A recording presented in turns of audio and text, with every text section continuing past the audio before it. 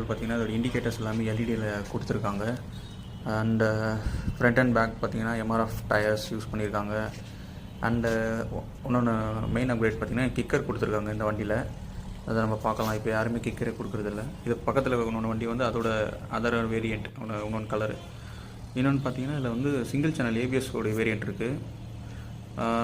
அப்புறம் பார்த்தீங்கன்னா இதில் மேலே வந்து ஹசார்ட் லைட் கூட கொடுத்துருக்காங்க, பார்க்குறீங்க நீங்கள். அண்டு டிஸ்பிளே கூட நல்லா தான் இருக்குது, வெயிலில் கூட நல்லா பார்க்க முடியுது, லேட்டஸ்ட்லாம் நல்லா தெரியுது.